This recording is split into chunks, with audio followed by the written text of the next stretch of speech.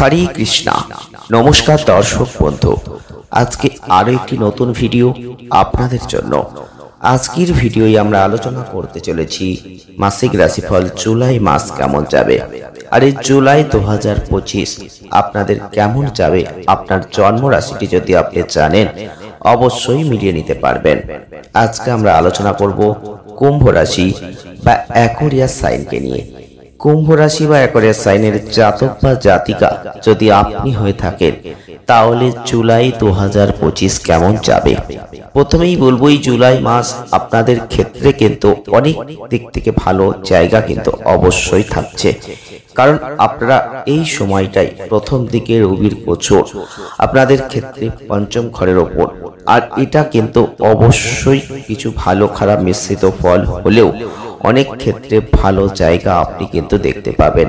মঙ্গল কিন্তু অলরেডি 28 তারিখ পর্যন্ত আপনাদের যে ঘরে অবস্থান করছে কেতুর সাথে, এটা কিন্তু আপনাদের ক্ষেত্রে খুব একটা ভালো নয়। তবে আপনাদের ক্ষেত্রে অবশ্যই বলবো, খুব একটা যে ভালো ফল মঙ্গল আপনাদের দেবে তা কিন্তু নয়, কিন্তু বুধ আপনাদের ক্ষেত্রে অনেকটাই ভালো ফল এই মাসে দেবে। এছাড়াও আপনারা লক্ষ্য করতে পারবেন জুলাই মাসে বুধের যে গোচর, সেখান থেকে বেশিরভাগ ক্ষেত্রেই আপনারা ভালো ফল আশা করবেন। ছোটখাটো ঝামেলা ঝঞ্ঝাট কাটিয়ে ওঠার পরে বৃহস্পতি কিন্তু অনেক ভালো ফল আপনাদের দেবে। এছাড়াও শুক্রের গোচর 26শে জুলাই পর্যন্ত আপনাদের চতুর্থ ঘরে, যেটা একটা অনুকূল অবস্থান, সেটাও কিন্তু আপনাদের ভালো ফল অবশ্যই দিতে চলেছে। তবে যারা কর্ম করছেন, কর্মে আছেন, এই মাসটাই কর্মজীবনের দিক থেকে আপনারা লক্ষ্য করতে পারবেন যে উপযুক্ত ফল কিন্তু পাবেন। এছাড়াও মঙ্গলের যে গোচর, যেটা আপনাদের জন্য খুব একটা শুভপ্রদ নয়। এছাড়াও রাহু কেতুর প্রভাবও থাকছে। 28শে জুলাইয়ের পরে মঙ্গলের অবস্থান আরো দুর্বল হচ্ছে, তাই সেই দিকটা আপনাদের অবশ্যই খেয়াল রাখতে কর্ম করতে হবে। যারা কুম্ভ রাশির জাতক বা জাতিকারা রয়েছেন, কিছু কর্মজীবনে ক্ষতির সম্মুখীন অবশ্যই হতে পারেন। অবশ্যই খেয়াল রাখতে হবে সহকর্মীদের সাথে চলমান কোনো বিরোধ থেকে থাকলে সেগুলো যতটা পারবেন মিটমাট করার চেষ্টা আপনাদের অবশ্যই করতে হবে।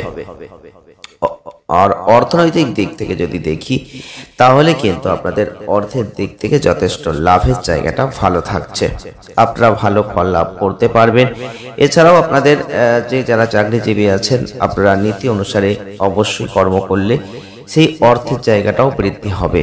বৃহস্পতি আপনাদের ক্ষেত্রে কিন্তু অনেকটাই ভালো ফল দেবে, আর বৃহস্পতি আপনাদের ক্ষেত্রে যেহেতু অর্থনৈতিক ক্ষেত্রকে দেখছে, সেটা আপনাদের জন্য সঞ্চয়ের দিকটা ভালো করার চেষ্টা করবে। শনি মঙ্গল কিন্তু কিছুটা সঞ্চয়ের জায়গায় দুর্বল ভাব দেখাচ্ছে, তাই বিনিয়োগ করবেন, ঝুঁকি নেবেন, বুঝে শুনে সেটা নিতে হবে।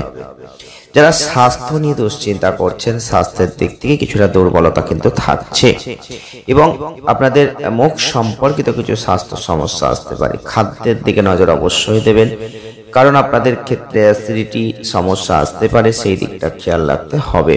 রাহু কেতু মঙ্গলের যে প্রভাব, সেটা কিন্তু আপনাদের ক্ষেত্রে শরীরে কোনো আঘাত আচরণ এই ধরনের কোনো পরিস্থিতি সৃষ্টি করতে পারে, বিশেষ করে শরীরের উপরের অংশকে দেখতে হবে। তাই সেই দিকটা অবশ্যই খেয়াল রাখবেন, বিশেষ সতর্ক থাকবেন। স্বাস্থ্যের দিক থেকে রবি কিন্তু আপনাদের একটা ভালোভাবে সাহায্য করার চেষ্টা করছে। এছাড়াও আপনাদের ক্ষেত্রে বলবো, স্বাস্থ্য সম্পর্কিত বিষয়ে কিছু দুর্বলতা থাকছে, স্বাস্থ্যের যত্ন আপনাকে নিতে হবে। মাসের দ্বিতীয়ার্ধটা প্রথমের থেকে অনেকটা ভালো, এটা আমরা আশা রাখতে পারি। প্রেম বৈবাহিক জীবনের দিক থেকে জুলাই 2025 যদি দেখি, তাহলে কিন্তু অবশ্যই বলবো গোচর যেটা থাকছে সেটা কিন্তু আপনাদের খুব একটা ভালো এবং খুব একটা খারাপ কোনোটাই নয়। তবে বড় সমস্যা থাকছে না, নিজেদের মধ্যে কথোপকথনের মধ্যে দিয়ে সমস্যার সমাধান করতে হবে। এই মাসটাই আপনাদের ক্ষেত্রে প্রেমের ক্ষেত্রে অবশ্যই একটু খেয়াল রাখতে হচ্ছে, নিজেদেরকে ঠিক রাখার চেষ্টা করতে হবে। এছাড়াও এই মাসটাই প্রেমের কারক শুক্র থেকে কিন্তু অনেক ভালো ফল আপনাদের দেবে, তাই সতর্কতা অবলম্বন করে চলতে পারলে প্রেম জীবন ভালো হবে। 28শে জুলাই পর্যন্ত মঙ্গল কেতুর যে সংযোগ, স্ত্রীর সাথে উত্তেজনা বিচ্ছেদ এগুলো কিন্তু থাকতে পারে, তর্ক এবং বিরক্তির সম্ভাবনা থাকবে, তাই সেদিকটা অবশ্যই খেয়াল রাখবেন।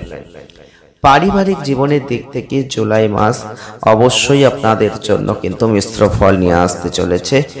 আর আপনাদের ক্ষেত্রে অবশ্যই শনি যে অবস্থান করছে, কেতু, মঙ্গল, রাহু, একটা একঘেয়ে ভাব পারিবারিক সদস্যদের মধ্যে এই পরিস্থিতি আসতে পারে। পারিবারিক জীবনের দিক থেকে নিজেদেরকে অনড় থাকতে হবে। কিছু ক্ষেত্রে সমস্যা আসবে, সেই সমস্যার সমাধানও হবে, তবে ছোটখাটো বিবাদ বড় আকার ধারণ করতে পারে। পারিবারিক বিষয়ে কিছু বিবাদ হতে পারে, শেষ পর্যন্ত সবকিছুই শান্ত এবং সুসংগত থাকবে। এই মাসটা ভাই বোনদের সাথে সম্পর্ক কিছুটা দুর্বল হতে পারে, সেগুলোকে ঠিক রাখতে হবে। পারিবারিক বিষয়ের ক্ষেত্রে অনেক দিক থেকে একটা ভালো ফল আপনি লাভ করবেন। শনির কিন্তু যে তৃতীয় দৃষ্টি, ছোটখাটো কোনো সমস্যা আছে কিন্তু বড় কোনো সমস্যা থাকছে না। বিলাসবহুল কোনো জিনিসপত্র কেনা, এগুলোর ক্ষেত্রে মাসটা অনেকটাই সাহায্যপূর্ণ। তবে প্রতিকার স্বরূপ যদি পারেন নিয়মিত হনুমান চালিসা পাঠ করতে পারেন, নিয়মিত কপালে চাবড়ানের তিলকটা লাগাতে পারেন, দারুণ ফল আপনি কিন্তু লাভ করবেন। ভিডিওটি আজ এই পর্যন্তই, দেখা হবে নেক্সট ভিডিওই। ভালো থাকবেন, সুস্থ থাকবেন, আনন্দে থাকবেন। ধন্যবাদ।